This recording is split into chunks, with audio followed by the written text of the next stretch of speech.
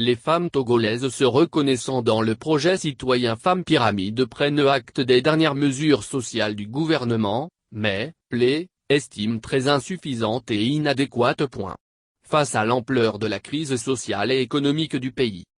les mères de la nation, comme elles se définissent, se réjouissent de l'annonce des mesures d'application immédiate du gouvernement. Elles concernent notamment la gratuité des frais d'inscription et de scolarité pour l'année scolaire 2021-2022 pour les collèges et les lycées d'enseignement public sur toute l'étendue du territoire togolais et la prise en charge par l'État de la tranche sociale des factures d'eau et d'électricité pour le mois d'août 2021. En réponse à la situation socio-économique.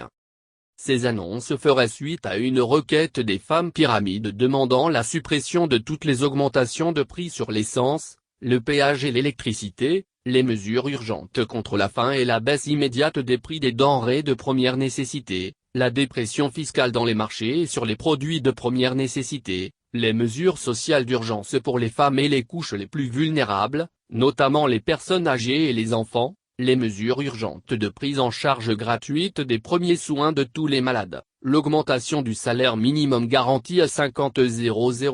FCFA et l'emploi pour les jeunes et la cessation immédiate de l'harcèlement et de la répression des forces de l'ordre dans le pays et la libération sans condition des prisonniers politiques. Si elles ont pris acte de ces mesures et se réjouissent de la décision du gouvernement, elles les jugent très insuffisantes et inadéquates.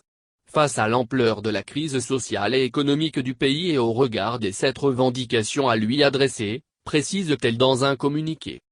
Pour continuer de faire pression sur le gouvernement, ces femmes demandent à la population de rester mobilisée tout en noir pour dire non à la faim, à la pauvreté et à la flambée des prix de première nécessité au Togo tout au long du mois d'octobre prochain.